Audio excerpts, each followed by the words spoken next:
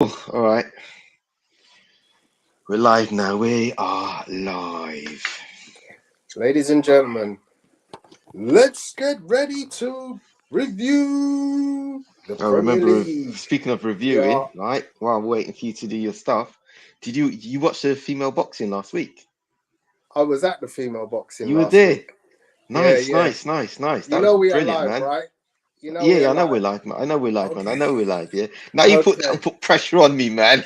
Ah, You put pressure on me, man. You should just let me all talk, right. man. All right. Yeah, So, yeah, guys, yeah, we yeah. are here live to review last week's fixtures in the Premier League. Talk about this weekend's fixtures. It's kind of a very late lastminute.com impromptu show. It's going to be just me and Neil for the time being. We've asked if anybody else wants to join us. So we'll see how it goes. At the moment, there's nobody watching in. So we might just have a little chat up and talk about the Nobody boxing for a watching little in. while. People should be in, man. I know we You didn't know? do our usual marketing. So let's just see Nah, if it's okay. anybody wants to jump in and we'll go from there. But yeah, let's talk about the boxing for a little while Yeah, I man. chop it Shields, up. Clarissa Shields. Yeah, Mm, she's only clearly she's a champion and she's a great champion, but she's only good as the opponent in front of her. mm-hmm. And I only say that because I've seen a few of her fights. She Yeah. just looked kind of ordinary. Yeah, but you Okay. put a big test in front of her, she does look really good and she steps up to the mark. Yeah, but Okay. sometimes she only works as hard as, how can I put it? Only as hard as the opposition in front of her. Yeah, so if Okay. the opposition is slow, she's slow. She just about does enough. That's in my Mm-hmm. view. But against Savannah Marshall last week, she turned that right around, man. She turned that Mm. right. I mean, I always thought she's a good female boxer anyway. But yeah, Anyway. she turned that right around, man. Yeah, that's a nice picture of you and the goat. Yeah, indeed, Yeah, indeed. So yeah, as I said, I was at the fight. she did. I was She did pretty well. much right close in on the action. I was only a Nice, few feet nice. away from the ringside seats, and then when the Oh, fight ended, I kind of just jumped over my section and walked straight into the ringside area. When everybody else was exiting, I was entering, yeah, and I was lucky because what sometimes happens is you end up in a situation where you can get that close to a fighter, and obviously, yeah. not a lot of people get that picture. So I was quite pleased. And if you That's a good know picture, me, man. I have got pictures with literally everybody in Yeah, boxing. So yeah. it's kind of like my thing, to add Your to my picture album. collection Yeah, of your famous album. Yeah, names. Yeah, my yeah, boxing album is stacked. I mean, properly yeah, yeah. stacked with people from the game. Um, so just from that night, I got pictures with, and I've got multiple pictures with these people: Josh Buatsi, Yeah, um, Anthony Yard. Who else was there? Dan Aziz. So that's three of the best light yeah. heavyweights in the country right Into now. country. Yeah, I got Caroline Dubois, who fought earlier in the night. yeah. She fought earlier on. She did good as well. Yeah. So yeah, I mean, just loads and loads of guys that were fighting that night. I got pictures with. I'm gonna load a few of them up actually, so you can. Did you think that Savannah Marshall had a chance? Yeah, definitely, because it was an even fight, and that's what makes boxing really good. Is if you've got even fights, then you've got the opportunity for some real good fights where Yeah, the participants are evenly matched. That's what makes a good fight. If yeah, it's one fighter is way better than another, then you can't just looking at like an extended sparring session. yeah. This one I looked at it as the classic boxer against a classic fighter. Mm. Yeah, I because mean, this was easily one of the top two women's boxing matches in history, and yeah, that is me saying that the other one was earlier this year between Katie Holmes and Amanda Serrano. yeah, that was a good fight, man. That was a good So fight. those two fights, I cannot think of a better fight. I mean, I remember years ago, for if you're a real boxing historian, Torian. Layla Ali fought I was going to say, Frazier. Ali's got to be there, man. She's got to be up Yeah, there. but the thing is, she never fought anybody. There was Yeah. never a fight where you went, actually, this was a great fight. She fought Joe Frazier's daughter. Yeah. It was a one-sided beating. It wasn't that attractive a fight in the end. But you know, there have been other fights. Yeah, but you got to look at the you could promoters, say, though, innit? Look at the yeah, promoters and the money that they're trying to make. You put two yeah, great names together that were great mm, in the world of boxing. You do that with their offspring. It's going to mhm, be a great fight. It's going to be a big money fight, and you expect a yeah, good fight. And and then that's what that what you get at the end was just like, oh, it didn't was. live up to the hype. The promoters got their money, but when you look at it from as a boxing spectacle, it wasn't all that. Yeah, As you said, it was a one-sided fight. Nobody really wants to go and see a one-sided fight. They want to see absolutely. an evenly contested fight against two capable boxers, fighters, Yeah, whatever their strengths are, and you just want them to go toe to toe and give you 10 rounds. If it's female, 10 rounds, yeah, or if it's yeah, men, it's 12 rounds, and that's what you yeah, want to see. I mean, yeah, it's nice to see a knockout, but if a knockout happens in the first round, you're disappointed because you didn't get to see a good fight. You just saw someone get knocked out, and that was it. absolutely, You know? absolutely. And that's really you know, something I've experienced in my life. You know, I've been to some of the best boxing around the world. You know, I was Yeah, a yeah, regular in Las Vegas, been to Madison Square Garden several times. You know, when a fight doesn't go the way it's supposed to, and you spend lots of money, you get really disappointed. And I can tell you yeah. honestly, there's two massive fights that I've been to where I've been hugely disappointed. One was where I was ringside, Mike Tyson against Evander Holyfield, and he bites Oh, his yeah, ear. yeah, Um, that fight cost me thousands and literally was a waste of money. But that's what yeah. happens. You just know that. And the other one was I spent loads of money to go to see David Haye fight Vladimir Klitschko in Germany. And Oh, again, oh, you pay okay. money to get there. You pay money. You're thinking this is gonna be it. This is my boy Yes, David. He's gonna, you know. And I must admit, you know, David Haye used to give me free tickets to all of his fights, but this one I was like, you know what? I normally get him for free, but I don't mind paying because you know yeah. I'm gonna It's see gonna be a good history in the fight. making. Yeah, Terrible fight, absolutely terrible fight. So that's what can happen. Um, yeah. you know, but hey, That's the risk that you kind of take anyway, because you don't actually know what's going to happen until it happens. Yeah, absolutely, you absolutely. always play a scenario in your mind, thinking Mm-hmm. this is going to be a great fight. These are great fighters, and they're just going to tear it up, and I'm going to get my money's worth. But it doesn't always Absolutely. happen like that. Doesn't always Mm. happen like that. But that's how it goes sometimes. How it goes. Looks like we've got Indeed, nobody on. indeed. There's nobody on. What's going on? So it's just me and you currently. Yeah, But man. for anybody who is watching, we are talking boxing tonight. But it's not a boxing show; it's a football show. We will be talking about the football from the weekend gone and from the week. There The was week. fixtures in the week, both Yeah. Premier League and European. And then, of course, we've got a full set of fixtures this weekend to talk about. So yeah, we're just mulling with a bit of time at the moment while I load some graphics. Yeah. Some So nice Neil, graphics. Yes, sir. talk to us. Last weekend when we came on, we were just finishing. Brentford had beaten Brighton, so we talked about that. Then on the Saturday we had We had um, we had Leicester versus Crystal Palace. yeah. That I was bet a you've got 0-0. all the games there, ain't you? Yeah, I'm looking at them right now. Hey, somebody's prepared. All right, that's So what I yeah, like. so That's what I like. we had Leicester versus Crystal Palace. To be honest, So I didn't talk really to us watch. about that one. I didn't. To be honest, I didn't. I watched some of the game and I kind of switched off, purely because for me, the game was all right. It was okay. It wasn't. It wasn't like nail biting, edge of seat. Oh, this is good. These two teams are good. Because I mean, Leicester, bottom of the league, well, were bottom of the league at the time. I Mhm. didn't expect them to. I didn't even expect them to get a point, to be honest. So, from their current form up until that game, to get a 0-0 draw against Crystal Palace, I thought they did relatively well. But it was nothing for me, nothing to kind of shout about and talk about. I expected Palace to do a bit more, but it ended up as a 0-0 draw.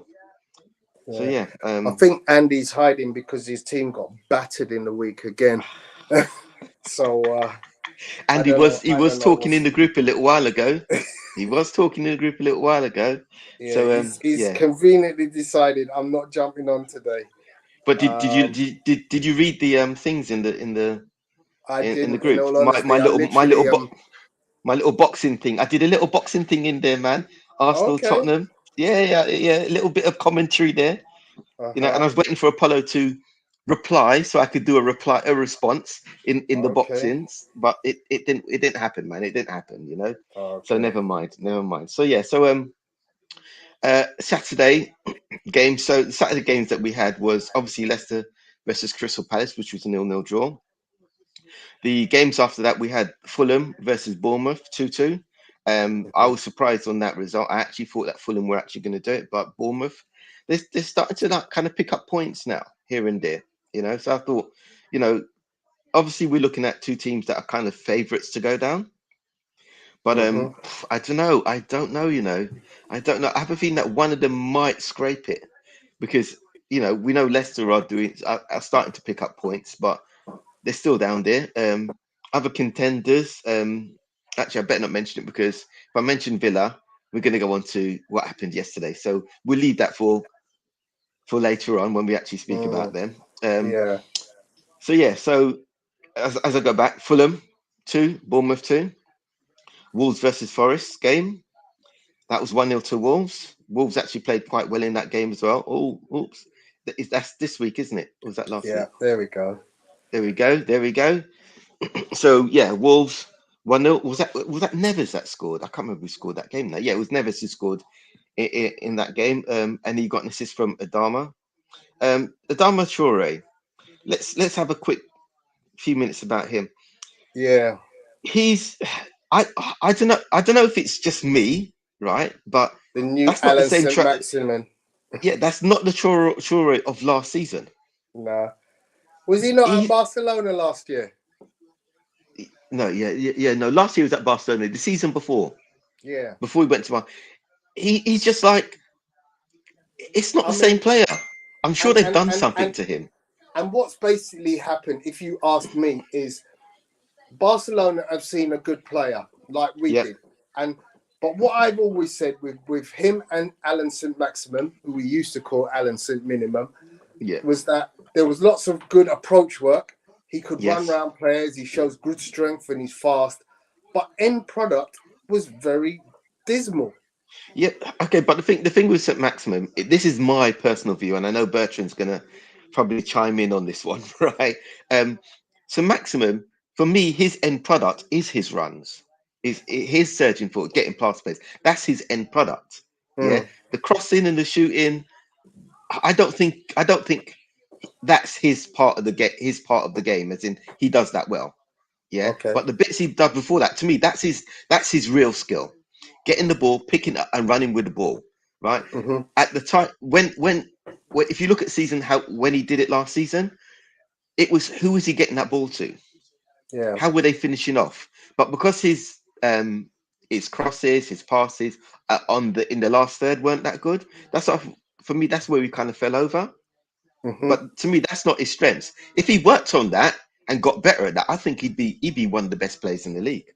Personally, myself, Yeah. yeah, Yeah. because he can run with the ball. He can run with the ball, but take away the injuries, because he's had a lot of injuries as well.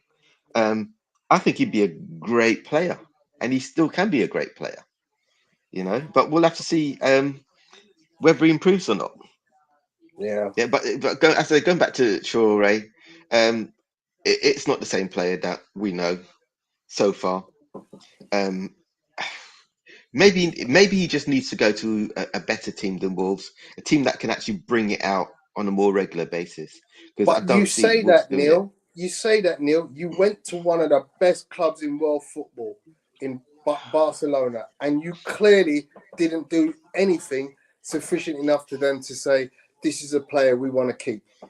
Yeah, but come on, man. Look, I mean, look, I mean, let's put it Bas. this way. If you do stuff at Barcelona, you're not going back to Wolves. You're going, some other club is looking and thinking, hang on a second, did you see what he did at Barcelona? We're Yeah, jumping in. I mean, even Arsenal, a club like Arsenal could have done with a player if he had shown out at, it's a bit like Aubameyang. Think about it this way.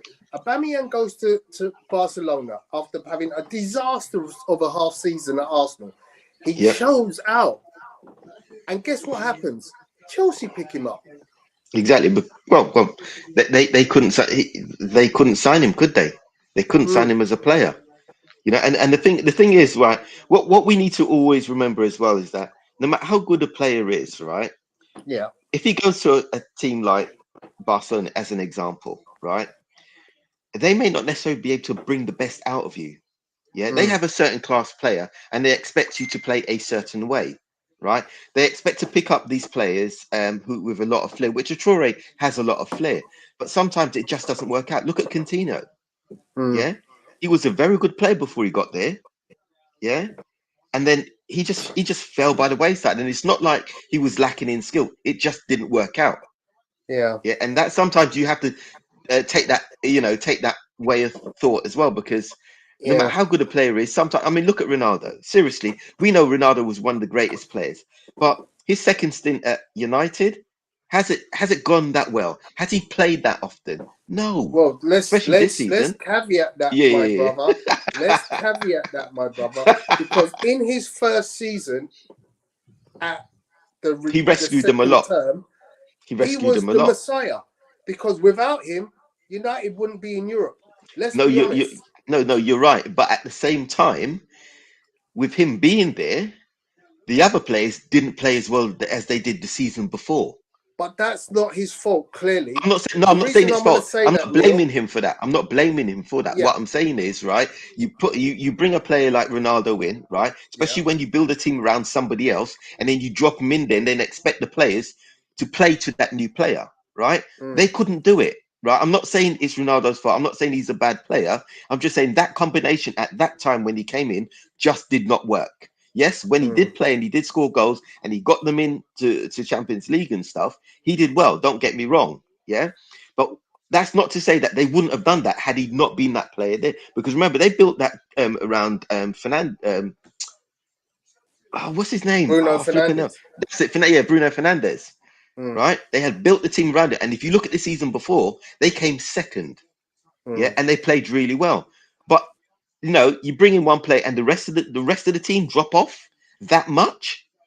But that is not his fault. I'm not saying his fault. I never blamed him for it. I'm just saying that combination just did not work. Yeah, but that's I mean, ultimately, Man United have issues. Oh, clearly. They have issues, and those issues were blamed on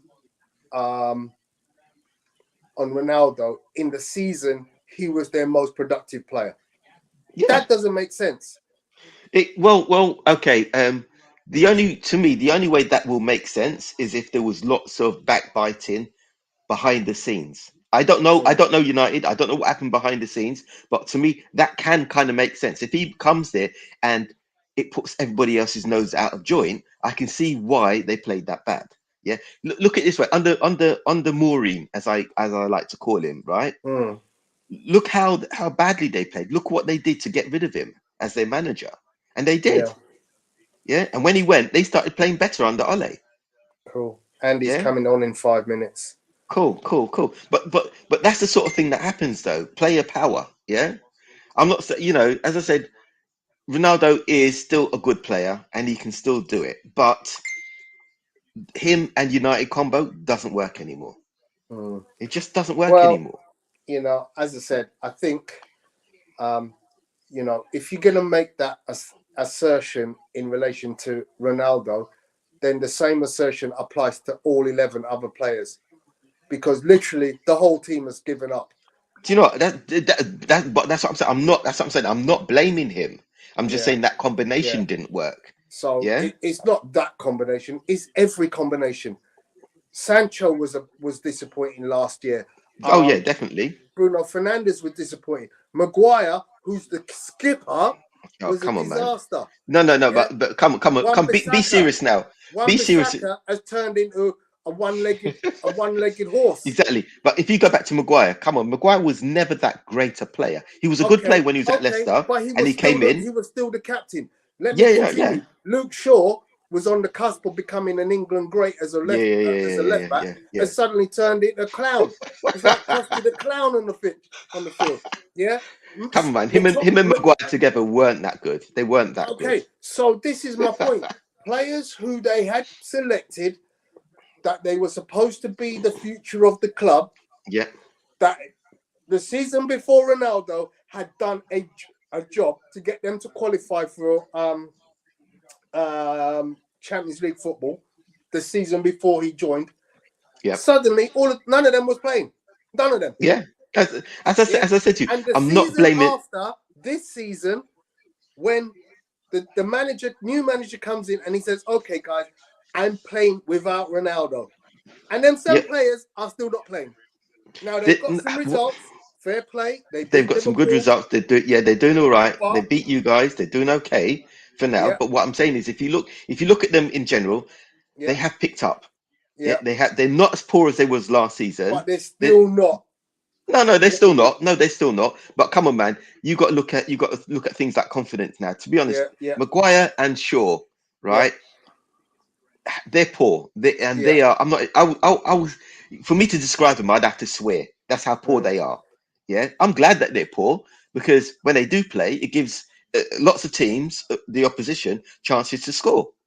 Yeah, because they are that's donkey and arse, basically. That's what I call them, donkey and arse, because that's what they are. When they play together, that's what they are. You're taking a donkey and an ass, right? And you're putting it in. Oh dear. Racing with thoroughbreds, yeah. What you like? And they're lagging way behind. They're lagging way behind. That's what's happening at the moment, yeah. And that's what I pray for Ten Hag to play them whenever they play Liverpool. But did they do that? Hell no. Why? Come on, man. You know. But, okay. So we got the post. Yeah, sorry. So we got sidetracked, didn't we? We got sidetracked, and then onto Man United. We didn't even go through these games. Listen, mate. Listen.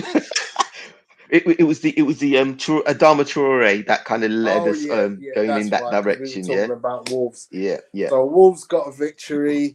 Nottingham Forest. Just as I said last week, they're going to be the spanking boys of everybody this year. Too many new players. Too much. It's going to take too long for them to gel. They haven't got the quality required. Do you know what they're Nottingham Forest are the Fulham of, was it 2 seasons ago when they came up and they basically they came up with a new team. It was a different team than the team that had won the Coca-Cola Championship. They do. Yeah, that won it. And then they just flopped. They just fell straight back down. Yeah. They just yo-yoed straight back down with this new team. Yeah. And then if we look at Tottenham versus Everton, it was a good result for Tottenham, but Everton, I'm not sure. I mean, they had the best defense up until then. They still have it, haven't they? As in goals considered, etc. This best defense thing is just it wrangles me. It wrangles me how you look. That's what the stats say.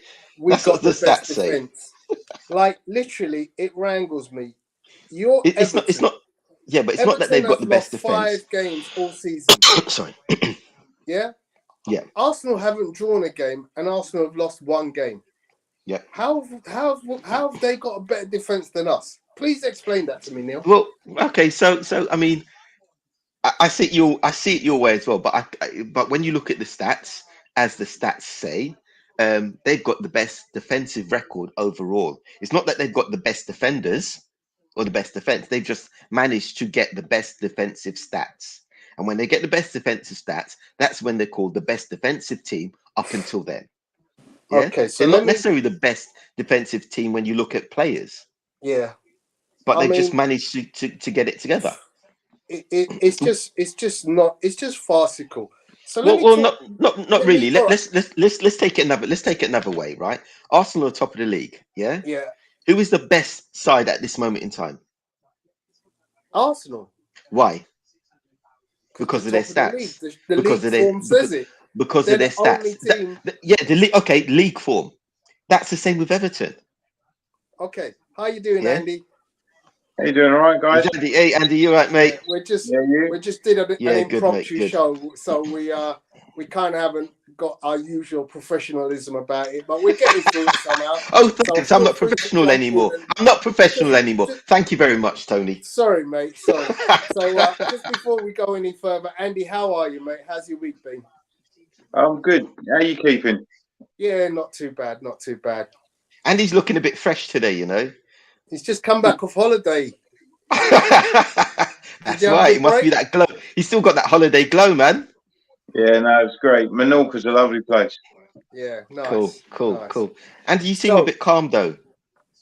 Come on, man. You're a bit calm. Why? I'm calm.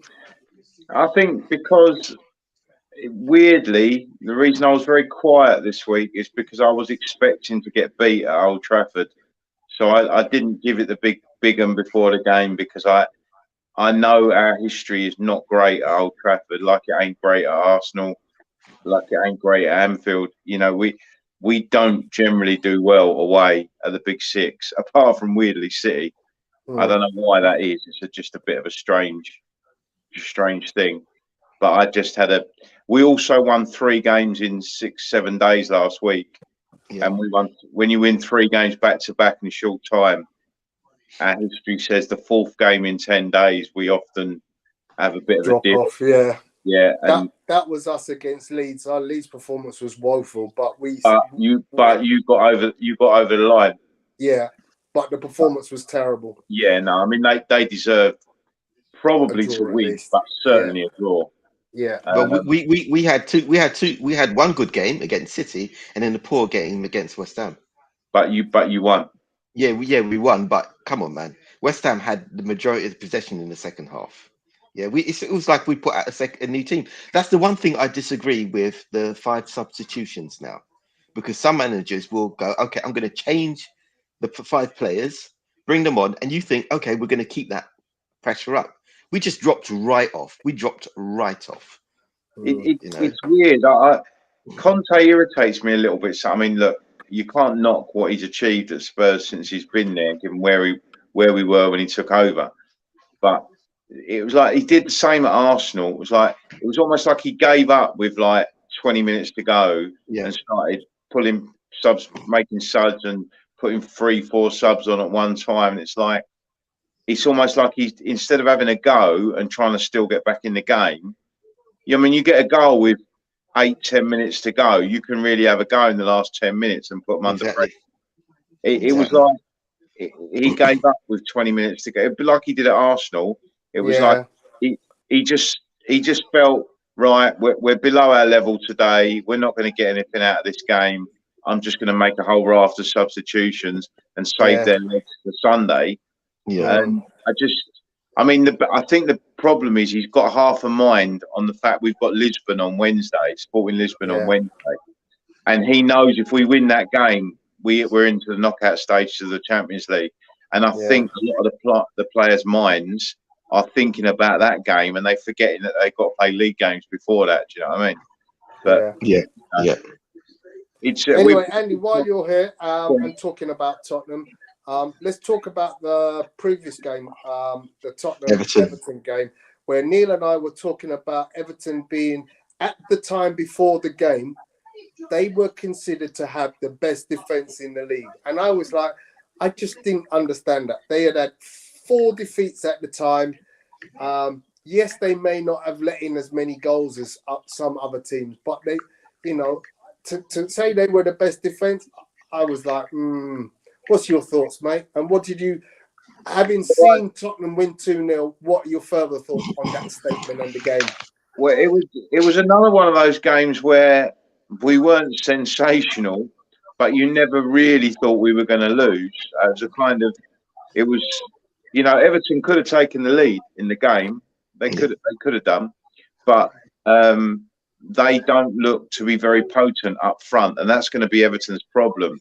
Is at the moment they don't really look like scoring a lot of goals. But I mean, weird defensively, they have been. I mean, they lost to United and they lost to us. But before that, they'd not lost for 6 games. They had 2 wins and 4 draws. They lost their first 2 then went 6 unbeaten, and now they've lost their last 2. So I think Lampard's done a pretty decent job there in sort of reviving their fortunes a bit. Cody and Tarkowski are 2 really good signings. They are 2 experienced centre halves that know the Premier League. They know what they're doing. They are quite tough to break down. So I think Everton are going to be okay. But yeah, I mean, I don't think they're the best defence in the league. But yes, in terms of goals they've let in, they've been doing all right, to be fair. Where did you get your joy from in terms of scoring 2 goals and, you know, breaking down what on paper previously was a solid defence? Where did you get joy? Was it down the flanks? Well, to be honest, it was the usual thing where you kind of break. We basically wait and break, and we caught them. Certainly, Højbjerg's goal, the second one, was waiting and catching them on the break, and that's what we did. I'm trying to remember the first goal. Who got the first one? Kane got the first one, didn't he? Sure, yeah. Penalty. Penalty. They're normally penalties, aren't they? Yeah. Yeah, it was 59th minute penalty. Yeah, no, I mean we were okay without being great, really, and that you can say that about a lot of Spurs performances this season, where we've got the result without being tremendous. The 2 that we haven't, obviously, were Arsenal and United. I mean, this is a stat directly from the game that tells me a story that Everton's defence is not as solid as you think. Tottenham had 21 shots in the game. Now, anyone who does any sort of research around how many shots a team normally has in a game, a decent team normally gets sort of 15 to 25. Am I right? Maybe. Yeah. I mean, if you get more than 25, you've been doing shooting practice. Mo Salah gets more than that by himself. He doesn't put any away sometimes. So with that kind of stat, I mean, only 7 were on target. Interestingly, Everton didn't have a shot on target in the entire game.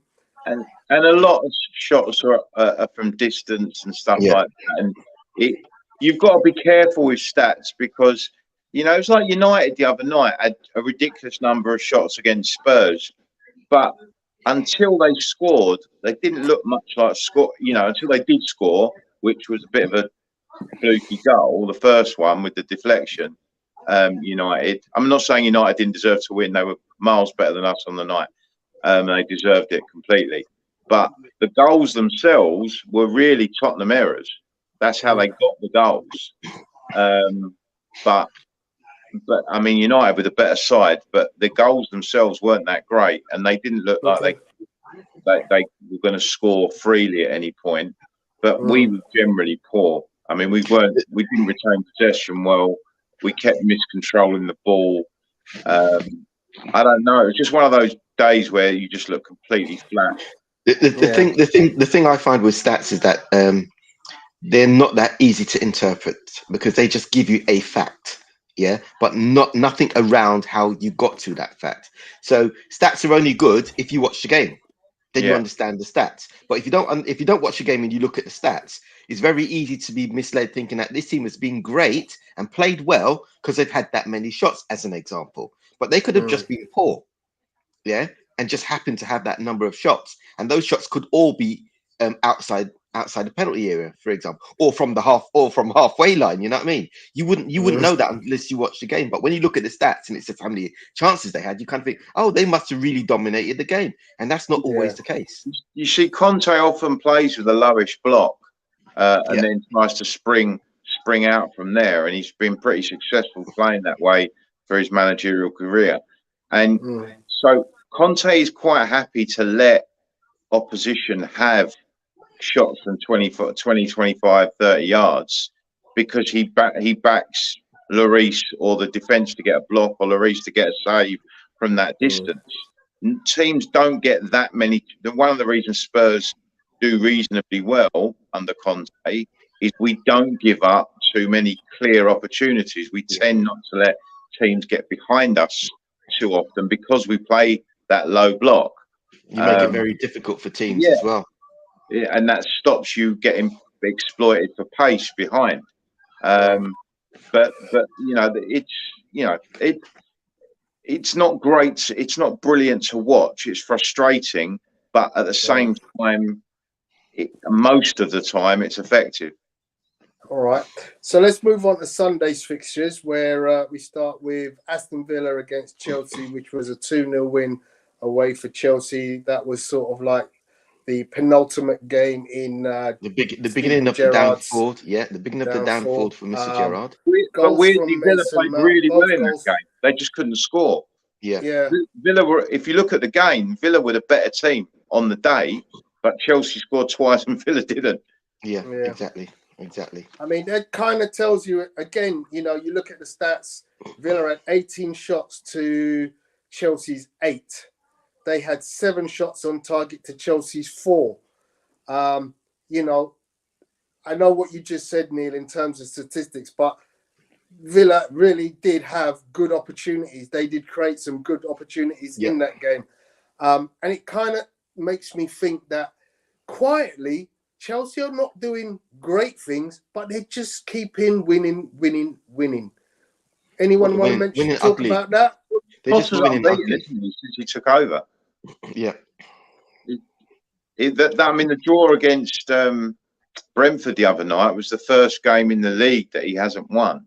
I mean, look, you've got a team you've got players at that team who are eager to please right now and eager to kind of prove their point of why they should be played. So I think they've the players themselves have upped how they play at this moment in time just to stay in the team, because when you get a new manager in, they all know that he's gonna be looking at each and one of them, whether he's going to keep them or whether he's going to bring his own players in. Yeah, you know, so they've always got that thought at the back of their mind, which is why they always up their game. For Chelsea, I would say you've got to start looking at how they play, maybe a week, 2 weeks before the World Cup. The thing that I have noticed, played a few more games under Potter, and we will start seeing how they're really going to actually play for the rest of the season. I mean, the thing I've noticed since Potter has arrived is he's giving everybody a chance. Yeah, because he's not stuck with anyone and said, you know, you're my apex predator. You will always start. He's literally going, all right, we haven't seen you for a little while. Let me see how you play. You know, right. He's So Conor Gallagher. Mason Mount's the only one he's played in every game. Yeah. Right. There you go. Right. So I mean, even the keeper situation, you know, Kepa's getting the by the looks of things, Kepa's now number 1. And for the longest time, Mendy's been way above Kepa. You know, people were saying didn't even realise Kepa was at the club still. I'm like, yeah, he's still there. And now all of a sudden he seems like a bookend. Yeah, so that goes back to what I was saying initially about the players now up in their game, because they're not necessarily going to be that first choice when they used to be the first choice under Potter right now. He's still feeling out his team. He's still trying to find out what he thinks is his best combination. Yeah, so everybody's exactly. So everybody is up their game now, so that you know it's like pick me sort of thing. Yeah. You know, until he settles on his first 11. Yeah. All right, we'll move on to Leeds against Arsenal. Anyone who watched that game will tell you Leeds were superb. They pressed really hard. There was a lot of rearguard action from Arsenal. And based on, you know, balance of play, Leeds deserved to get something out of that game. A missed penalty by Patrick Bamford. Yep. You know, critical finishing from Bukayo Saka at the other end. You know, as an Arsenal fan, I'm very pleased that we won, and we won ugly. But Leeds, you know, I've got to say they deserve some Just heavy credit for what they did. couple of talking, Overturned red card as well. couple of Overturned talking red points card. there. Yeah, Bamford missing the penalty, missing the goal altogether. I always think it's criminal. I mean, it's not great when you have a penalty saved, but at least make the goalkeeper make a save. Yeah, He just exactly, he missed the goal completely. It's just like, what are you doing? And but secondly, I thought it was interesting at the end because obviously the ref gave a penalty that got overturned by VAR, but he'd also sent Gabriel off, and then VAR rescinded the red card. Now, it was interesting because watching it and speaking objectively, which is always difficult when I'm talking about Arsenal, but speaking objectively, almost impossible. I agree. I agree that the VAR made the right decision to overturn the penalty because Bamford pushed Gabriel, so it wasn't a penalty, and the VAR came to the right decision. Yeah, However, plus I the think play they got acting it as well wrong. on top of that. I think they got it wrong overturning the red card. I think the red card should have stood because Gabriel kicks out. He kicks Bamford while he's down. Now, I believe that they were right to not give a penalty because Bamford pushed him first. So that the first foul was by Bamford on Gabriel. So he got the right decision to not give the penalty. But Gabriel does kick back at Bamford. And for that, I think he did deserve a red card under the current rules. I'm not saying I think it's a red card because, you know, my threshold for what should be a red card is much higher than what they think it is nowadays. But under the rules, there've been a lot of people sent off for a lot less than what Gabriel did there. Andy, I absolutely agree with you, but mate, I totally agree with you. I think he was a very fortunate young man. I mean, I don't know why the red card gets rescinded because that's foul play. And, you know, regardless whether it happens after a previous foul, it's still foul play. You can't react that way in the modern game because usually you get punished in the modern game. I thought it was odd. I think it was because they were overturning the penalty. It's almost like they felt they had to overturn the red card as well. Yeah, but that's all part of the new changes, though, isn't it? That's all part. That all leads away from the new changes of keeping the game flowing and that sort of stuff. So the refs now have a slightly different mindset to before they made those changes. So they seem a lot of the times they seem to let blatant obvious fouls go because they want the play to carry on, or you know, they just do stuff now that even though yes, it kind of makes sense. If you're used to what we seen last season, it's like no, it doesn't make sense. Just stop the game. Awards your card, like if it's yellow or red, and then restart the game. But I don't know. I find it difficult to watch. Yeah. Man United at home to Newcastle. That was an interesting game. That was a good game. To me, right now, Newcastle are a very attractive team to watch playing football. They've got some really. I think. Say that again, Andy. They're pressing really high. I think I was looking at some stats earlier today, and I think they said they've got the second best pressing stats in the league so far this season, which is a big improvement on where they were before. Yeah, no, I mean, you know, the fact that they've now drawn at United and with Man City, you know, and remember the only game they've lost was in the 98th minute at Anfield, when Liverpool got that controversial 8th minute of injury time winner. But that's the only game you've lost. Yeah. So, guys, here's a question for you. Bearing in mind we're talking about Newcastle, where's their ceiling this season? Where do you think they can end up? Top 8, top 6, top 5? The way they're playing at the moment, the way they're getting results, I think they can definitely break top 8. They might even be able to get top 6. They're not playing up until now. They're not playing bad. They're not. If they were playing like a good game, then a bad game, good game, bad game, you say, oh, they're lucky to get sort of top 8. But the way they're playing, they're keeping their form going. Yeah. All right. They're not banging loads and loads of goals, but they are getting points where they need to get points, like against Man United, for example. I mean, they seem to have drawn an excessive number of games. Obviously, they've drawn 6, won 4, lost only 1. Now, Yeah. you know, that loss column is the same as Arsenal, the same as Man City. It's the draws that are obviously doing them in. They're currently sitting in sixth place. Do you think they're really going to lose much ground on? You know, Liverpool are on their heels right now. If they win their game in hand, they'd go above. But then underneath them, Brighton, Fulham, Brentford, Crystal Palace, I think they're better than all of them teams. Yeah, Definitely. no, I think Liverpool. I think Newcastle will be one of the top seven. I think there is now top seven. I think that they've now tagged themselves on with the investment they've had, and going forward, I think that they will. Newcastle, in my opinion, are in the race for Champions League, but I think they will fall short. I think they will fall short. I think they will finish probably fifth, sixth, or between fifth and seventh. I think they'll be in at least Europa Conference League next season. I think if I think the issue with Newcastle still at the moment, but that's not to say they don't go out in January and get more reinforcements. But the issue for them at the moment, I think Isaac's out injured at the moment. If Wilson was to pick up an injury, which he does on a fairly regular basis, Every other game, get injured again, they would then maybe have a bit of a problem. Yeah. Or if they've got an Don't they have injury, the fella that they got from Bournemouth still? Chris Wood, you're talking about Chris Wood, Burnley. Yeah, he got Burnley, him that's Burnley. it. Yeah, he's there. So I mean, they have got cover, but they're probably not. Wood is probably not in the same quality as either Wilson or Isaac.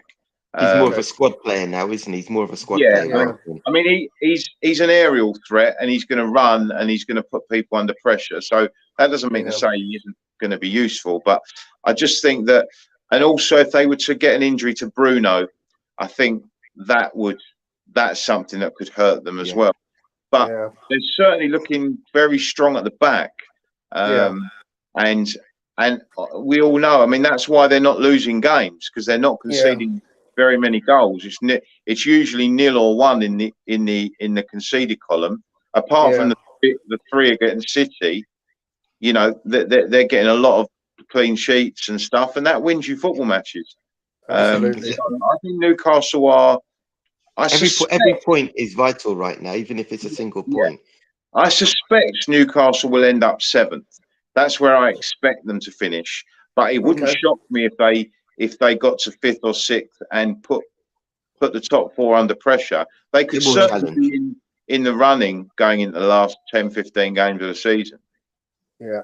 Southampton 1, West Ham 1. I didn't see the game. Didn't look very much like much of a game on Match of the Day. Unless anybody else has got anything to say, I'm going to move on to the big game. Okay. Yeah, move on. Liverpool, obviously, this is your joyful moment. Neil, smash and grab, mate. That was a smash and grab. Yeah. If you know, City was City.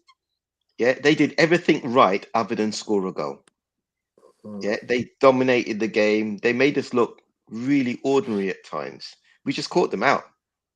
You know, we just caught them out, and we actually managed to defend pretty well. When you look at our defensive stats up until that game, as I said the Friday before, I thought they were going to win 4-1.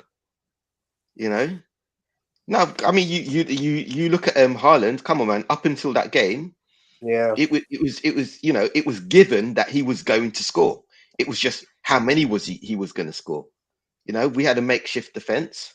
We had Milner and Gomez. Yeah, Gomez has improved a great deal in the last 2 or 3 games. Yeah, no, don't get me wrong. Don't get me wrong.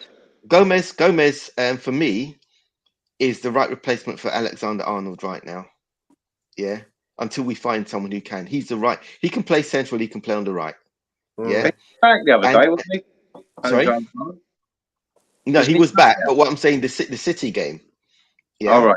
When Gomez does play, if he doesn't play, he will either play central with VVD or he'll play on the right when Alexander-Arnold goes missing or isn't played or rested or whatever happens to him, right? So whenever he plays, he does kind of okay, but sometimes for me, I'm always like kind of watching him through my fingers because sometimes he is very slow. But against City, he played. Him and Milner played really well. You know, the fact that him and Milner, come on, keeping out someone like Haaland, yeah, keeping him in check, keeping De Bruyne, stopping him from making those passes. Yeah, those are the last two players that you would think would be able to manage to do that for 5 minutes, let alone most of the game. Yeah, superb performance. Superb. Yeah, they played really well. They played really well. And to trust me, if I was the manager, I would never put those two in against that team. Yeah, but talk to me about Mo Salah, because once again he's proved himself to be worth every penny you pay him. That turn to get clear of the last defender was just was it Cancelo? Cancelo was no. I was going to say, I would say that a move at that time.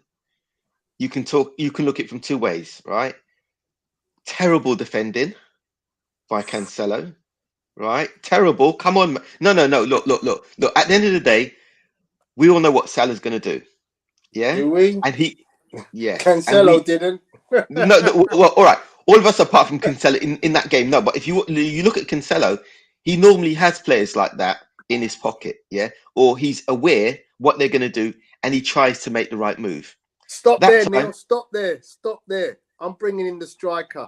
I think the striker has a different view of that move. Andy, tell me, what did you think of that move? Bad defending or brilliant? The way I see it, it was a wonderful piece of skill from Salah. Lovely control, turn, speed. He's got the kind of speed that I could only ever dream of. But you know, the control and the spin, wonderful bit of skill. But you've got to say, if you're Cancelo, talking from a defensive perspective, if you're there, you've got to sense where's the danger.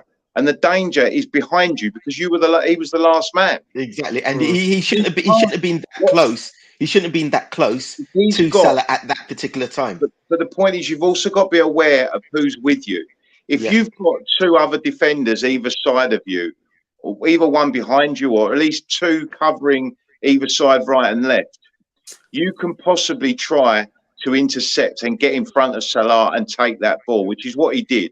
He tried to basically stop Salah getting the ball and therefore cut out the danger.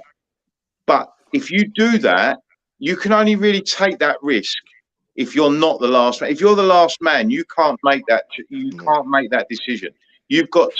What you've got to do is you've got to stay behind Salah and just make him lay the ball off sideways or try and make him beat you. But you've got to slow him down by doing what he did and missing the ball. Yeah, he gifted it to Salah. You can't do that. If you're the last man, you've got to make the decision to keep Salah in front of you. At least make Salah beat you and go round you, not just give him the free run at goal. That was poor defending. That's why I said that he was too close. He was too close to Salah at that particular time. Looking at it from Salah's point of view, that was brilliant to get past someone as good as Cancelo, right? To turn like that and to run with the ball. It was great attacking, but poor defending. It was a bit exactly. As I said, it was a combination of both. I mean, whichever way you look at it, right? Yes, we took advantage of it, but Cancelo could have done better. You know, had he. I mean, to me, thought a bit more about it, he would have defended better and made Salah work more with that ball. But he didn't. He just got caught out. It's you flip a coin in that situation. You either press hard on the defender or you give him room. He could kill you either way. That's what you got to remember. Yeah. If you give him 5 yards and say, okay, you receive the ball and then try to beat me. Well, 9 times out of 10, he's going to beat you. Yes, but what you do by making him beat you is you give your other defenders an extra second to try and get back. Exactly. By committing yourself, you basically killed the whole defense. No one had the time to get back. Had he given Salah maybe a foot of distance between the two, Salah would have had to go round him. Yeah, that would give the other defenders a bit more time. No, I'm just saying it would get. I'm not saying that it wouldn't have scored. What I'm saying is it would have changed the way it was played. Yeah, that would have given the other defenders time to get into position. Yeah, but he didn't. He was too close. so he couldn't spin as quick as Salah was. And by the time he had looked, Salah was already gone. Yeah. That's why I say it was bad defending. He should have put a little bit of distance between the two. Either try to beat Salah to the ball or give him time to get the ball, but force him to the left or to the right. Yeah, that would have given him. Second time Salah had broken free as well, because the one before you thought he was going to score and it just didn't happen. But then the second one, you knew he weren't going to miss second time. Exactly, and that should have given him a warning light this on that occasion, because Salah had tried that before. Yeah, but he did the same thing, and they got caught out. But it was a good game, and I'm glad we got the 3 points. We needed them badly. Did you lot favour as well? You lot owe us. It's certainly thrown things back in the mix, and Liverpool are now back. Certainly, you would say they've certainly got themselves back into a race for the top 4, because they were a bit adrift, but they're only like 3-4 points behind United and Chelsea now. So and they've got a game. I think they've all got a game in hand, but the Liverpool with this. I mean, there's still 20. I mean, the people are talking. I mean, I've heard people talking about, oh yeah, it's Arsenal's to lose. There's 27 games to go. That's why I said it's too early. It's too early for people to be saying that it's been won by a team, right? It hasn't been won by anybody yet. Anything can happen. With 10 games to go last season, Arsenal had a 9-point cushion over Spurs. That was with 10 games left, and Spurs still got Champions League. So the idea that they've won the league after 11 games, that's just nonsense. I'm not saying they're not going to win the league, but nothing is decided yet. And I agree with you, Andy. Nothing has been decided yet. The positions have not been decided yet. Yeah, we just know the current positions of the teams now, and we know who's doing well and who isn't doing well. But that doesn't mean that's how the second half of the season is going to go, or that's where everyone's going to end up. What's that noise in the background? That was me watching the goal again, because I actually realised it's not Cancelo, it's Bernardo Silva. Is it Silva? It is, yeah. Who? Where? Defending against for the goal for Salah. I thought that was Cancelo. It's Cancelo. I'm sure it was Cancelo. It was Cancelo. Are you looking at the first or the second one? The second one was the goal, right? The one before might have been Bernardo. Looking back at old camera photos. Yeah, but I'm sure it was Cancelo. The Liverpool goal Sunday.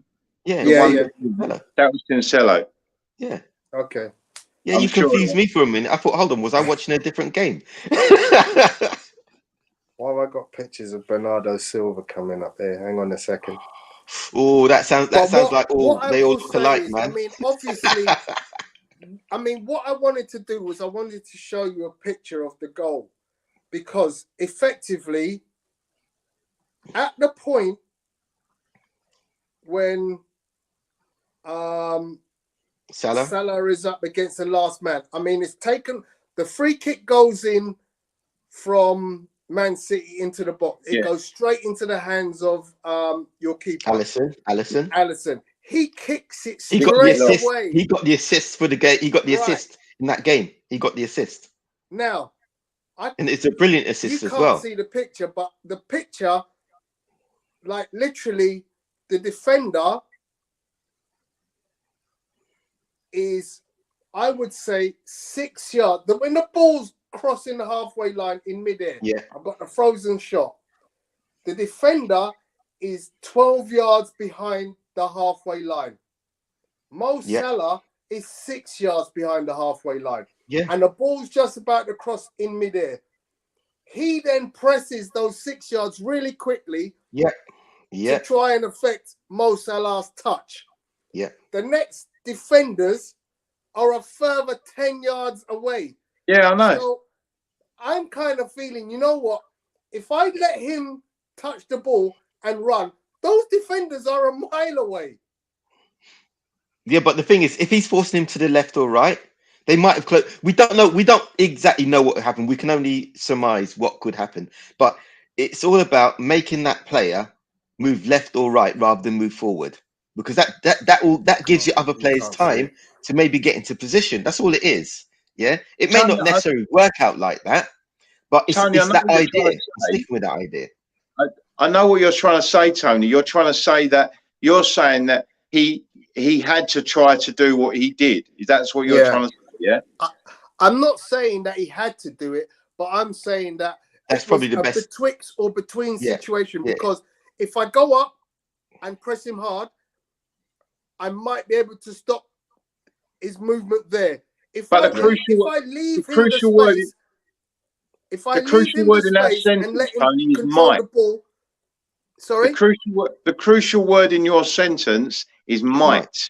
yeah, I might be able to get the ball. yeah, I don't think when you're the last man against someone you know is quicker than you, I don't think might really cuts it when you're the last man.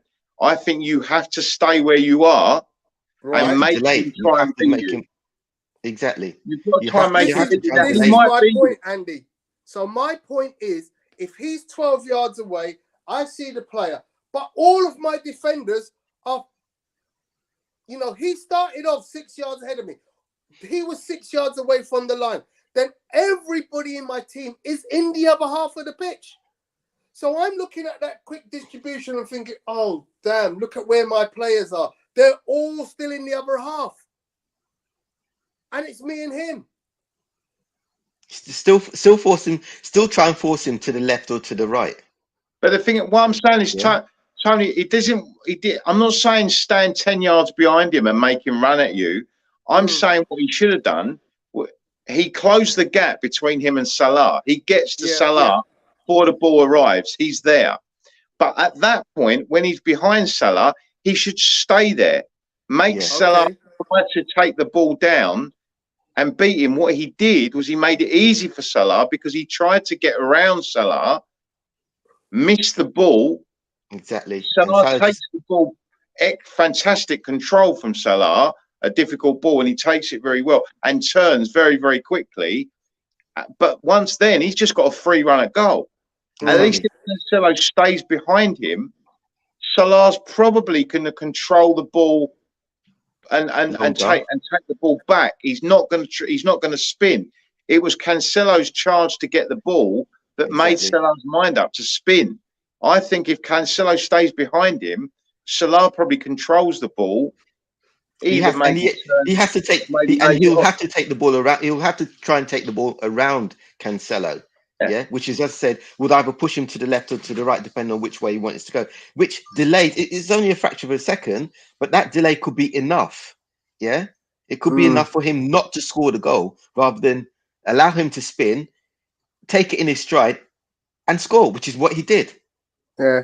I mean, it's also about trying to make the striker, the attacker, make a mistake. Yeah. That's part of defending. Is if you're not going to beat them, you've got to try and put them off, make them make a mistake, so that it rectifies or stops the goal from being scored. Yeah. I mean, look at that. Look at that shape. Can you see that shape? Yeah, I mean, see the shape. Generally, it was poor defending from City. Yeah. But they shouldn't be all caught that far forward. Yeah. But it wasn't. I'm not saying they tried to hold a high line, isn't it? Because they had the ball originally. Yeah, they tried to hold a high line and they got caught. I think at that point he has to hold his ground and make Salah do something. Yeah. But anyway. That also shows a problem with a team that holds a high line. Sometimes you've only got one or two defenders in their own half, and everybody else is forward, and they get caught out with the long ball. Yeah. So that was the end of the weekend. Another marvellous fixture for an advert for the Premier League. I mean, I keep saying this every time Liverpool play Man City. That game has now become the Classico. It becomes the biggest game of the season in terms of the quality of football that you see on display. There hasn't, been a fixture as consistently high quality as that one. Everyone that I've watched in the past 3-4 years has been superb football. Anyone want to disagree with me on that? No, I agree with you. It's one of the best games of the last 4 or 5 years, definitely. It is. It is. It shows the quality of both teams and what they can produce when they play each other. I just wish that Liverpool did that against every team every time. Don't we all? Right, so let's move on.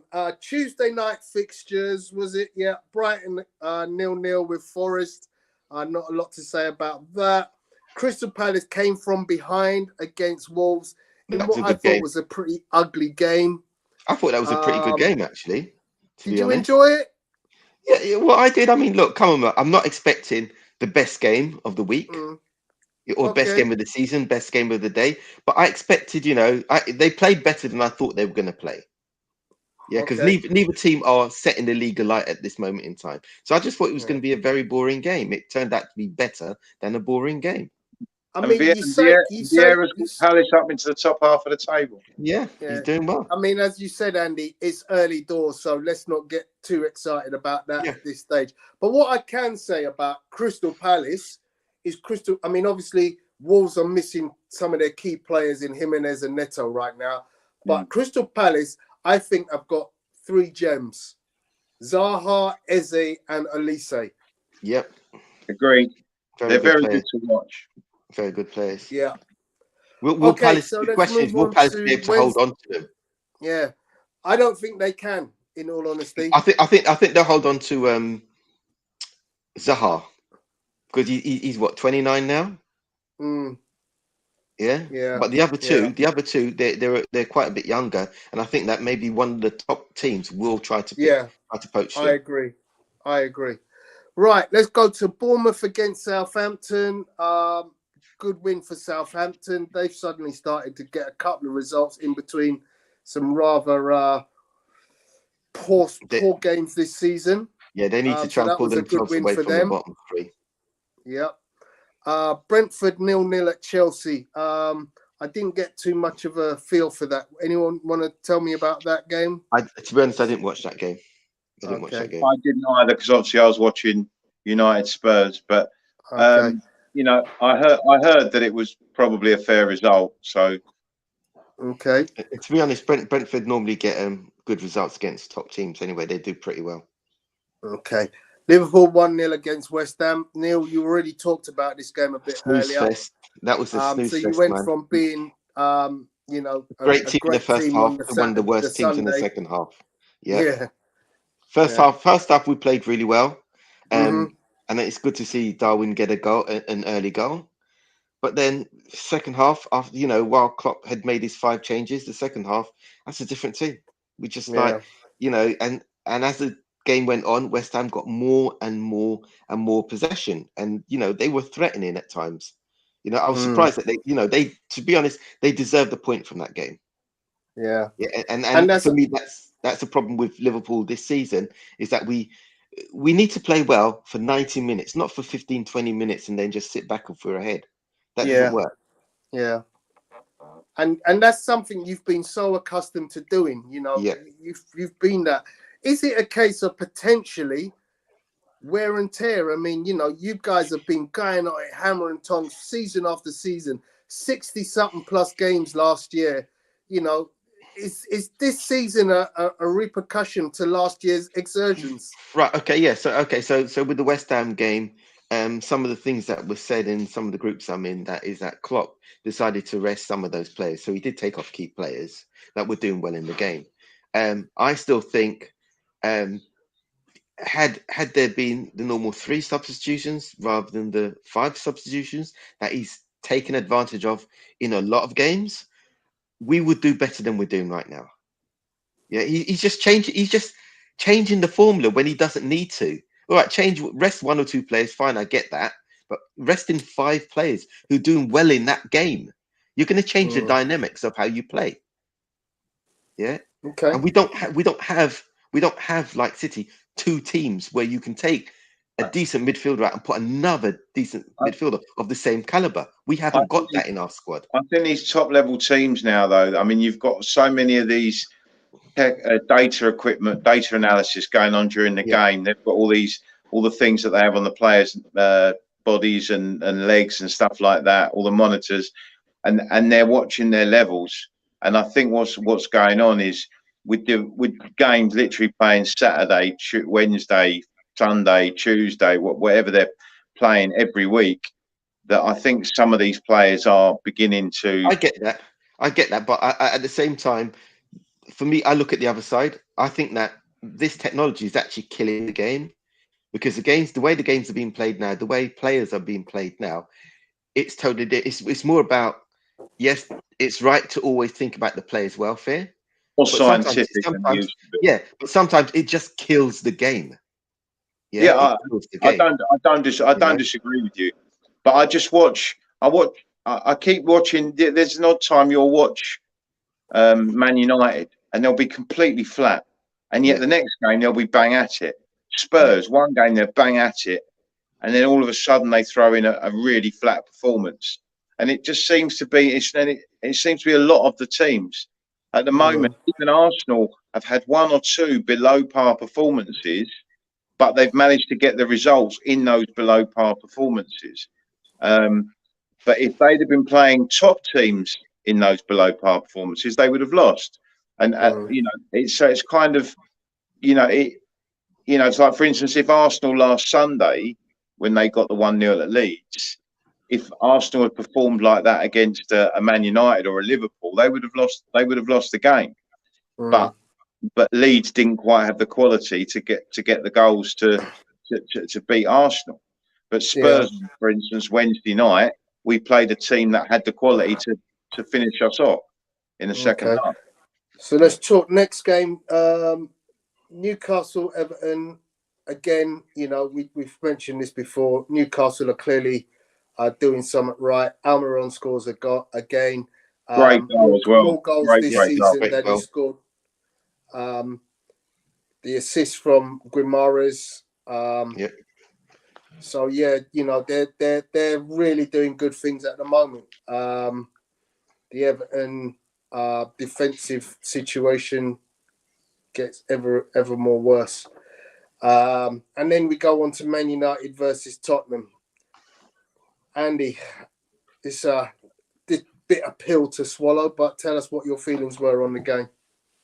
Yeah, well, I mentioned it earlier. To be honest, the first 15 minutes, we matched them. We were probably equal for the first 15, 20 minutes. But then we kind of did our usual, we'll sit back. But we just sat too deep, and they got on top.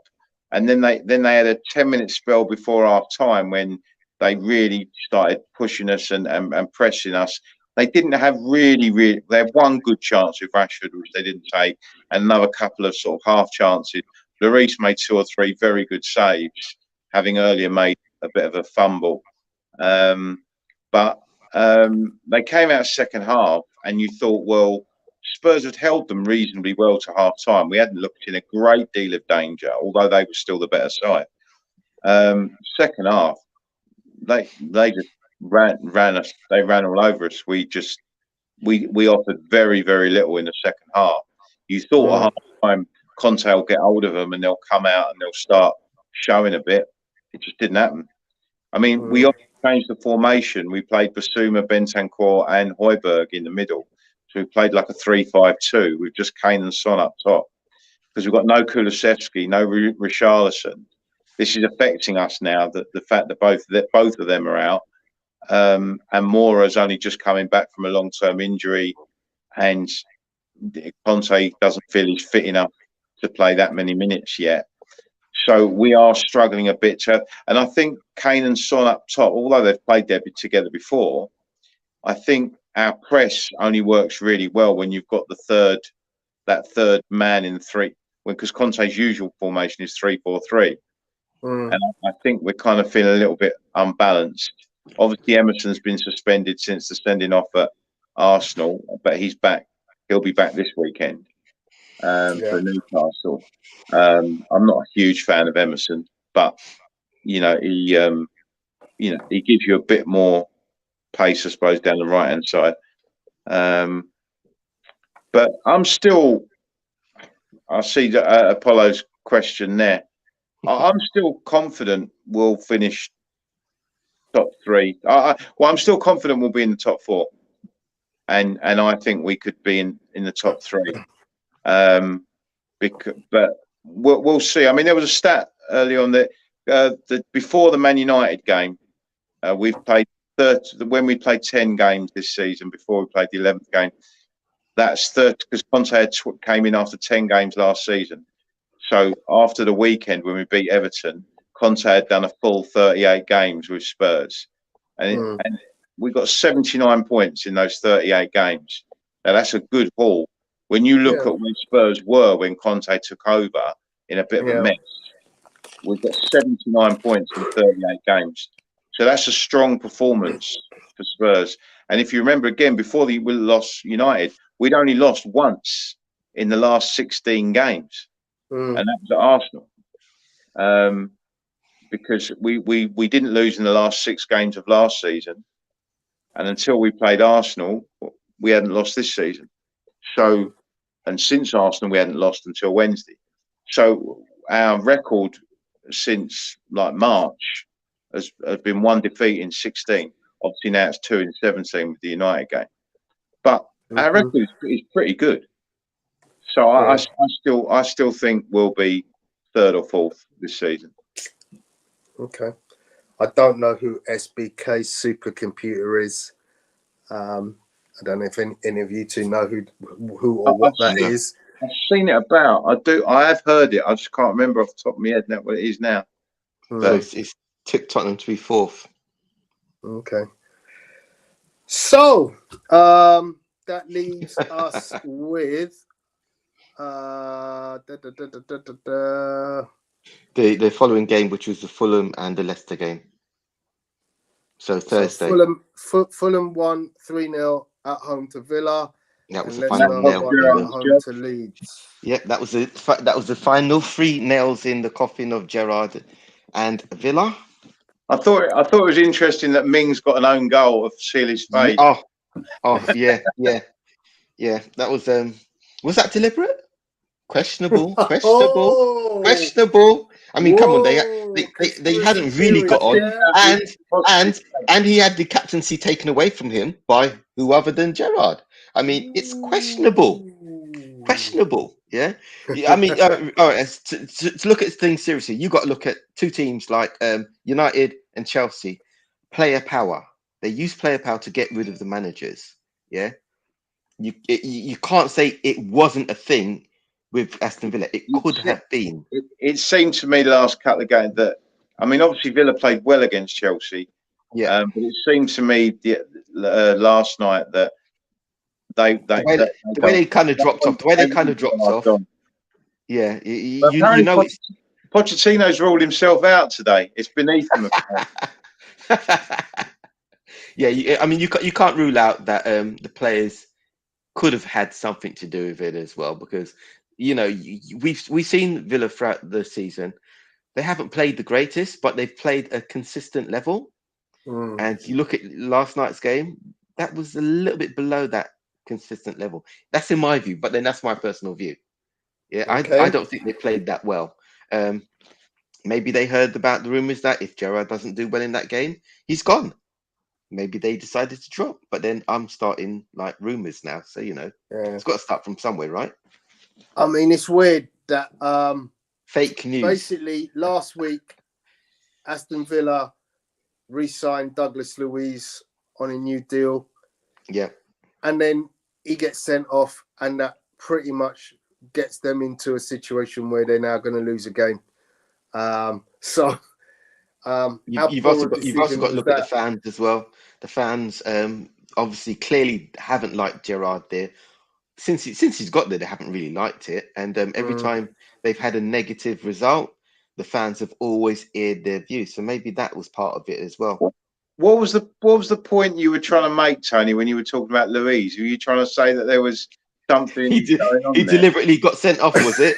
I mean, it just seems like, really, it's. I mean, if you're Steven Gerrard, you're thinking to yourself, I've just give you a new deal. Yeah. I've just give you a new deal. Help me out. Don't do me a favor. Do me a favor, like this. We're 1-0 down, so we're only one goal out of this game. Yeah. And then you go and do that. and sign my death knell. So it just smacks of a horrible situation for poor Steven Gerrard. I feel sorry for him. I really do. Yeah. No, same Because here as well. Same here he's as well. got a lot of good players there, and unfortunately, it's just not worked. I think they could do a lot worse than Sean Dyche. I suspect they won't do it. But I mean, he's got a proven record in the Premier League with Burnley. And there's a lot of people that have said the only reason he played the way he did with Burnley was because that was what he had at his disposal. That actually he's a good coach. And if he had better quality of players like he's got at Villa, that he could play a better style of football. Yeah, but he's always done well at Burnley because he hasn't had the money. Yeah, but the thing is, you've got a different personality of player at Burnley to Villa. Villa have got a lot of prima donnas. Yeah. They got big time players on big time salaries who are prima donnas, and I don't think Sean Dyche is the kind of manager who wants to be involved with those kind of players. He knows what he wants. He wants a salt of the earth kind of player. The problem Villa are going to have, though, is Tuchel and Pochettino probably won't take the job because of where they are at this moment in time. You've got who are they going to get? Who are they going to get in? Isn't Big Sam still available? Big Sam, stop it! Sorry. He was actually. I saw a picture of him standing outside number 10. So maybe that's where he is at the moment. Oh, unbelievable. So yeah, and then Leicester won a game finally at home. I can't remember who it was now. It was Leeds. Against Leeds.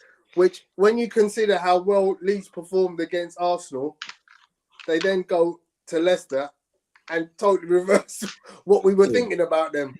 Brendan big factor for Leeds. Leeds are that crowd at Ellen Road is a vociferous crowd, and I think that fires them up at home. They seem to struggle a bit more away, but they were all singing Bielsa's name last night. I think it was winding Jesse Marsh up a bit because they were all singing for Bielsa. I mean, Brendan Rodgers must be thinking, what do I have to do to get sacked? Right at the beginning, when they started off and they started doing it badly, I would have put money on Rodgers being one of the first managers to go. They can't afford to sack. He's going to cost them 20 million to sack him, isn't it? Yeah. Because he's got such a big contract. But no matter what he does, they've had, if he was in any other team, they probably would have got rid of him. But he's playing the game. I don't think he's bothered whether he gets sacked or not. He's not going to quit and give up 20 million quid, is he? Oh no, definitely not. Definitely not. He's not going to give up. Who's going to want to give up 20 million quid anyway? I wish I had 1 million, to be honest, to have the choice to give up 1 million, let alone 20 million. But yeah, no matter what he does, I think he'll be there till at the end of the season. The problem they've got, you got Tielemans is out of contract to the end of the season, and I think there's one or two others that are coming to the end of their contracts. I think Maddison's only got 18 months left. Tielemans has only got like 7 or 8 months left. To me, Tielemans seems more like a yo-yo type player. Some games he'll play really well, and some games you won't even notice him on the pitch. Yeah. You won't even notice him. But then heavily linked to me, that suggests to me that Tielemans isn't that bothered anymore.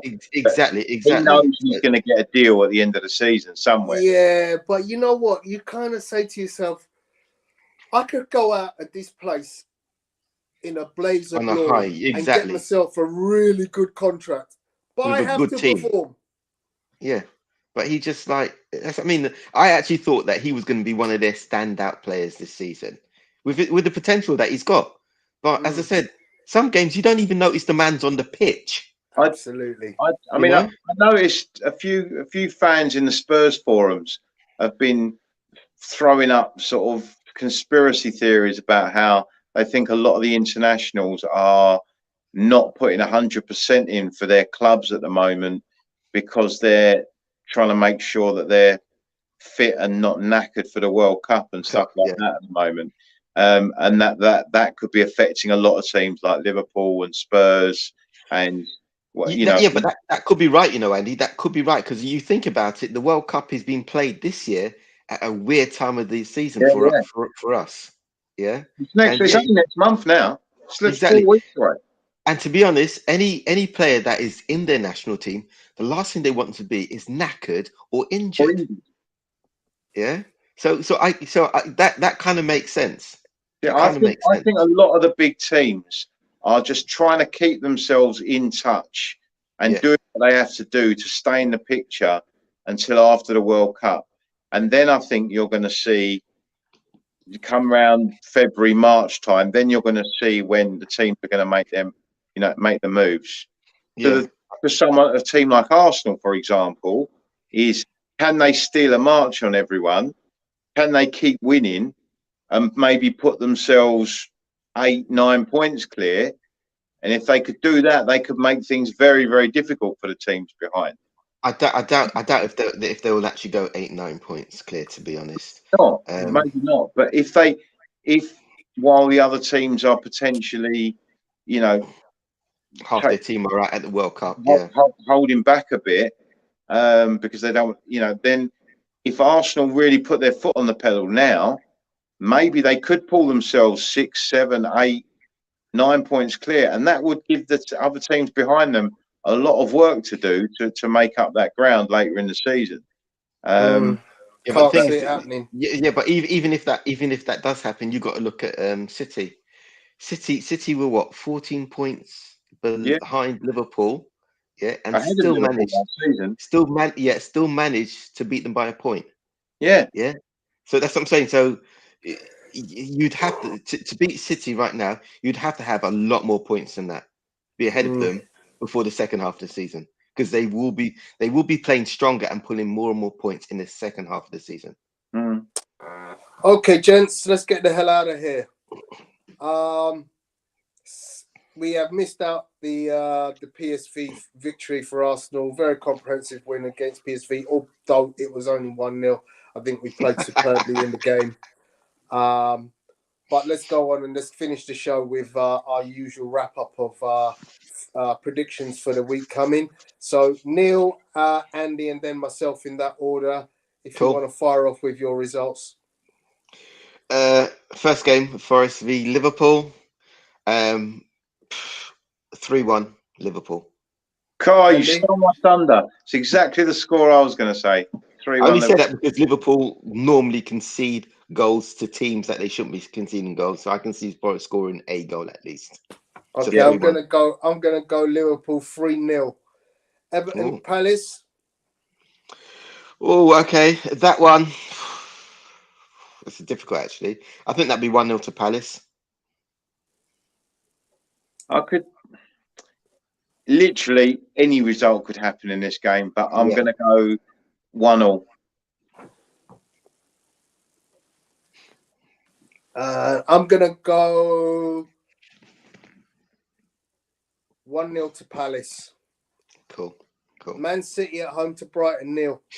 Oh, that could be so many goals in that game. I'm actually going to say 3-1 City. Yeah, I mean, Brighton, it's weird. Now Potter's gone. I think De Zerbi is quite a bright manager, but I don't know. I think there's almost been a little cloud's gone over Brighton since Potter's gone. And yeah, I could see City, turning it on a bit tomorrow.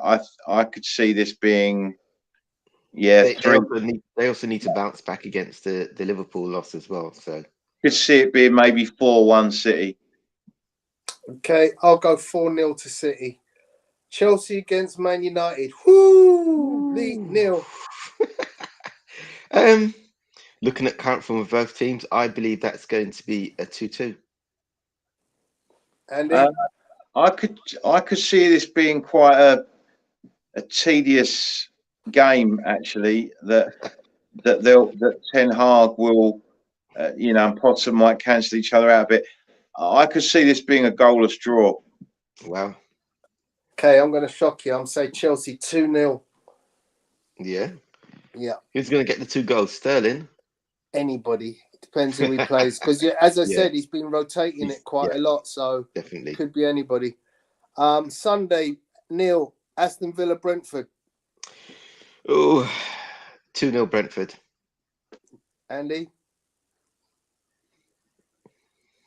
I think Villa 2-1. Oh. I go Brentford 1-0. Leeds against Fulham. 2-1 Leeds. Yeah. I'll go 1-1. I'm going to join you on that 1-1, Andy. Southampton against Arsenal. Neil? Ooh, Southampton are starting to pick up their games. 2-0 Arsenal. Yeah, I'm going to go for an optimistic 1-1. I think you're dreaming, and I'm going to go Arsenal 2-0 as well with Neil. Wolves at home to Leicester. Neil? 1-0 Leicester. I'm going to go 1. I don't want to do another 1-1. What? I could, yeah, actually, maybe, yeah, I think I'll probably join you, actually. 1-0 Leicester. Wolves are struggling. But I also see Leicester struggling, so I'm going to get this to Wolves 1-0. Yeah. Tottenham at home to Newcastle. Woo! Another big game this weekend. Yeah. Do you know? To be honest, I think this will be a draw. I think it's going to be a 1-1 draw because I can see Newcastle. I can't see Newcastle dropping off their form at this moment in time, and Spurs do actually need to pick up their form. So I see that as a draw at the moment. Yeah, I must admit, I wouldn't be at all shocked if this was a draw. Like I said, I've got a feeling that a lot of the Spurs boys have got their eyes on the game against Sporting Lisbon on Wednesday. But I'm going to hope that we've got a 100% record at home this season, and I'm going to hope that the crowd can pull us over the line. I'll go 2-1 Tottenham. Okay, so I think the midweek game is important, but I actually think this game is more important. The reason I say that is the midweek game is not a must-win game. You're comfortable in your group right now. You could afford to drop a point and still top that group comfortably. So this, to me, is a far more important game. Well, no, that's not true, Tony. That's not true, Tony. We're 1 point ahead of both Lisbon and Marseille, and only 3 points ahead of Frankfurt. If Frankfurt were to beat Marseille, or Marseille were to beat Frankfurt, if either of those teams win, and we only draw with Lisbon, we've got to go to Marseille last, and that'll be a tough game. So we do really need to win on Wednesday night, I think. Not saying that if we didn't get a draw, we wouldn't still qualify. We could, but we would need to go and get a result at Marseille, and that won't be easy on the last game. So I would prefer we got the job done on Wednesday night. But yeah, go on. No problem. Okay, so there is a fixture on the Monday night. What did you say for your score, Tone? I went Tottenham 2-1. Yeah, same me. Okay. So Monday night, West Ham are at home to Bournemouth. Neil? 1-0 West Ham. They've got to bounce back. They've got to start bouncing back now. And Bournemouth seem to be everybody's whipping boy at the moment. So, well, they went on a good run. They've just lost one game. Yeah. But yeah, no, I have a feeling that now that Brentford burst their bubble the other day, I think that they might go on a little poor run now, Bournemouth maybe. And so I can see West Ham winning this perhaps 2-0. Okay.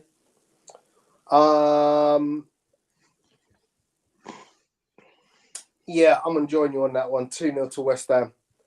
So that concludes our review of last week's mammoth set of results. Couple of really nice, tasty looking games for this weekend. Which game are you most looking forward to, Neil? The Liverpool game, obviously. The only reason why I say it is because we're clearly behind. We're clearly behind, and we need against another Forest. 3 points. Really? No. But come on, man. I'm Did looking at it Chelsea from the playing point. Man United on the same day? No. Listen. If Chelsea and Man United draw and Liverpool win, they'd close that gap by another 2 points. Okay. Yeah, so that's why I'm looking forward to the Forest Liverpool game, because we definitely need those 3 points, irrespective of all the other results around us. That may not be the best game. I don't think I need to ask you, Andy, which game you're looking forward to most, because you're in a big game this weekend. Yeah.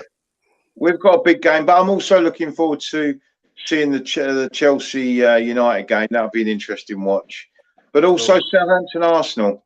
I'm hoping that Southampton's recent resurgence in form will help them get Oh, and Spurs fires an uppercut. Catch Arsenal on the ropes. I'm going to tell you now, you're going to be disappointed, my friend. You're probably right. Yeah. Because Arsenal are the greatest team ever in the history of the planet. And Arsenal should probably win this game 5-0. There we go. And that was said by a Spurs fan. There's a question in the chat which has been put in by 18. We'll do this one and then we'll call it a day. Very quickly, lads. Where do you think Arsenal can Arsenal win the league this year? Do you know what? To be honest, right? If City was not in the league, I'd say they stand a good chance. I still think that City are going to be the best team overall. I'm hoping they're not, and I'm hoping that they don't win the league. But realistically, when you look at current form and the way they've won the league previously, I can't see it being much different. Maybe there might be different teams in the top 4, but I just can't see City not doing it. But I hope I'm wrong. I want you guys to be able to come back to me at the end of the season and say, let's see, you were wrong. Bertram's appeared. Hey, Bertram. Hey, Bertram. Hey, Bertram. We've almost finished, mate. Andy, what do you say? I mean, it's impossible for me to expect you to say anything else, but of course. Well, to be fair, I've been pretty consistent, Tone. You know, from the beginning of the season, I have said that you may do a lot better and you have improved, but I don't believe you're good. I don't believe you're good enough to win the league. That's my personal opinion. You may well prove me wrong and you can all laugh at me end of the season. But like I keep saying, there's 38 games in a season. So let's see where we are in May. Yeah. I mean, the thing is, I would say is Arsenal right now are doing a Leicester City where nobody's expecting us to win this, but we're just quietly going about the process of winning games. You're doing what you need to do right now. Yeah. That's all you can do. You can win your football matches. And that's what you're doing. So no one can argue with what you're doing at the moment. You're in a good position at the moment, and it's for the other teams to catch up. That's what it's about. But right now, if you don't lose, you stand a good chance. Yeah. And Kurt makes the point, to answer the question, I think injuries will be our downfall. There are 3 or 4 he's players. Jinxing you already, man. That's a jinx, man. You should never say that. Yeah. But you know what? What would you do if part and parcel of... What would you do if Saliba got injured? Saliba's not a big issue. If we get an injury to Saliba, you've got Ben White, who does a great job there. We've also got a very good centre-back in Tomiyasu. So I'm not worried about centre-backs. We've got a plethora of centre-backs. My worry is Thomas Partey is number 1 worry, because he's shown that he can't last the whole season, and he's very integral to our midfield. And number 2 worry, striker. Jesus. Absolutely. Without him, I like Eddie Nketiah, but do I think we could go a 10-game stretch without Gabriel Jesus? Class, yeah. What about Martinelli? He's quietly becoming... He's a key player, man. He's definitely a key player. No, hear what I'm about to say. Quietly and efficiently, he's becoming one of the most important elements of our team right now. Yeah. You remember? He's not dazzling like some, but I tell you what, that boy, by the end of this year, he could be the player of the season. But you remember 3 years ago, Tony, when I first saw Martinelli, I said then that boy is a special talent. I said it then, and he is for me, well, certainly the player I like to watch most in your team. Yeah. Not that I like to admit, liking to watch any of your players, but if I have to admit it, Martinelli is the one that I think is a special talent that you have there. Yeah, I mean, Yeah. I have to agree with Andy. I mean, I've even got him in my Final Fantasy team, mate. I've Yeah. even got him in my team. And So, apparently Klopp loves him, and apparently Klopp is definitely desperate does. to get him to Liverpool. Yeah.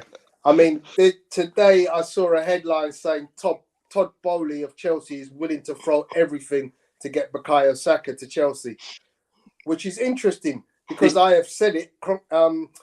Bertram will be able to back me up on this.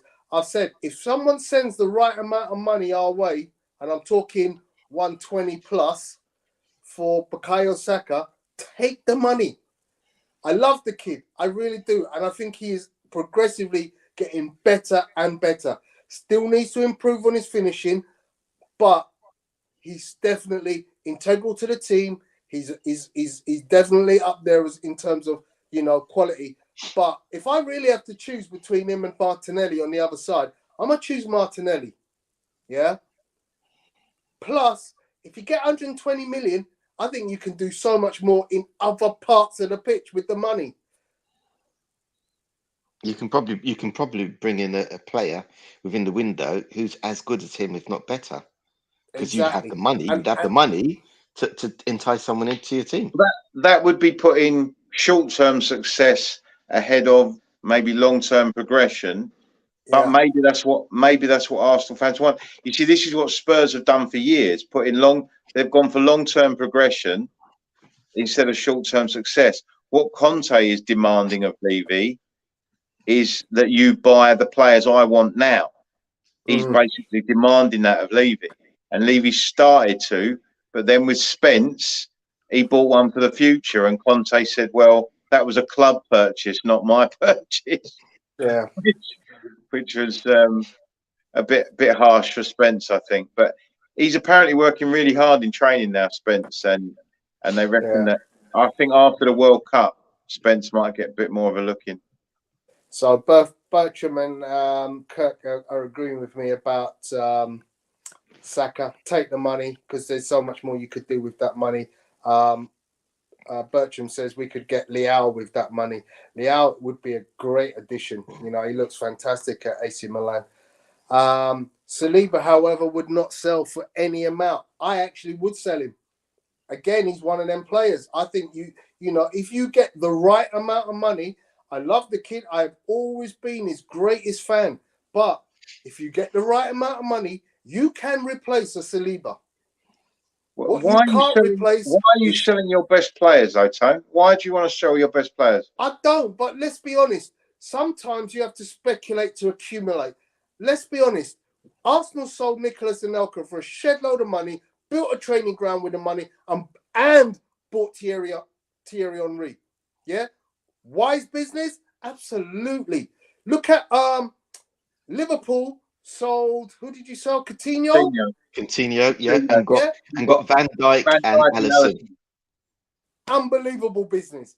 Sometimes, not always, it works out when you do that. You've got to make the right purchases. Exactly. You've got to have a plan. You've got to have a plan in place for what you're going to do if you get that kind of money. Not do what Spurs did with the Bale money and go and buy 7 players with 85 million for the sake of it, and only one of them was worth buying. Do you know what I mean? Yeah. Kirk says it would be harder to replace Saliba. Okay, his age and how he's playing is great. You'd have to, based on his age, you'd have to get a lot of money. Obviously, the first thing Arsenal really need to do is tie him down on a new contract, because what we don't want him to do is to move into a part of his contract where he can go on cheap. On a free. And then Bertram says we can afford to lose any player except Jesus and Partey, but he also wouldn't sell Saliba. So again, I agree. Those 3 players to me are keep at any cost in most situations. Right, gentlemen, thank you very much for your time this evening. We've exceeded our time, but let's enjoy our weekend. Anything else going on? There's no boxing this weekend like we did last weekend. It was an absolute dream for me as a boxing fan. I think last weekend there was boxing literally within 5 hours of the end of the show. I was having to wake up for a boxing card being streamed from Australia, and then it went right through till Sunday morning. Wow. So there was loads of boxing, but quiet one this week. Did you watch Football the female boxing, Tone? Yeah, I was there, mate. Yep. Clarissa Shields and Marshall. Yep, I was there, pal. We were talking about that earlier. You missed did you enjoy it? There you go, pal. Very good. Me and the champ. I met a few of my other friends there, Josh Buatsi. And here's one for you, Andy. Jermaine, man. Yeah. Arsenal's greatest fan. Now that there's a striker right there, Defoe. Yeah. He was an absolute superb striker. I agree. So yeah, guys, thank you very much. Have a wonderful weekend. We'll see you again next week. Last chat from Stan Bertram has said the best event is the British government never-ending drama. Don't. They're even saying that it looks like Boris has got a real chance. I mean, really, what are we doing, man? This country is the laughing stock of the world right now. It literally right now. Ever since Boris got in there, you've been a laughing stock. No. Getting Boris in the first time was bad. Getting him in twice after what he's done. That's what I said. Ever since he came in. Yeah. If they've got to get 100 MPs to support them to be able to make the ballot. Now, if Boris gets 100 MPs, I'm not sure he's going to, but if he does, if he's on that ballot, the Tory members will vote for Boris because they love him. Yeah. So this is the same membership that thought that Liz Truss would be a good prime minister. This is like 180,000 people in the country of 60 odd million, and they're choosing our prime minister. It's nonsense. But think about Liz Truss for a second, right? Didn't she approve Kwame's budget plans? Who? Yeah. The Chancellor of the Exchequer. Kwasi. She approved that, yeah? Who did? And then she gets rid of him. Liz Truss. He was implementing Liz Truss's policies. Exactly. And then she gets rid of him. Yeah, no. Right. It's like, what? Hold on, what? Dude, we can't even. I know, right? It's literally, we are the lot. I mean, I literally saw a tweet from someone in another country just saying the British government is the laughing stock of the world right now. We are absolutely fodder for the. How's anyone going to take us seriously? Mate. How's anyone going to take England seriously? Oh, mate, it's a joke. But the other thing is as well, the options probably are going to be Rishi Sunak or Penny Mordaunt. They're the only realistically, it's going to be one of those three. And I mean, I think as well, if you have Boris, there's no certainty that there's not another catastrophe a month down, 2 months down the line. The markets right now, we need to stabilize the markets because the economy is tanking at the moment. And we've got to, and I think really for the markets, they want Sunak.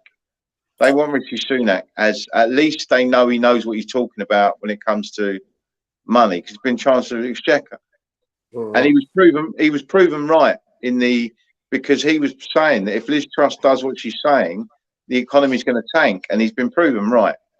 So I'm not a Sunak, as you know, I don't support the Conservatives at all, but of all the options that are available, I mean, there's the old classic Yes Prime Minister sketch, which I posted on.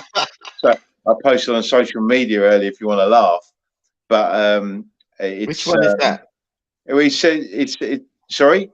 Which one is that? It's from Yes Prime Minister. It's one where he just says about the prime ministers, and it's like which one of the lunatics do you want to run the asylum? Yeah, I've seen that. Yeah, I've seen that one. Yeah, it's brilliant. It's the classic thing. But right, let's get the hell out of here, boys. Yeah. As Kirk says, let's have Allardyce come in. I've heard Liz Truss is making a late bid for the Villa job. Oh dear, it's like we're finishing this show on a very bad set of jokes.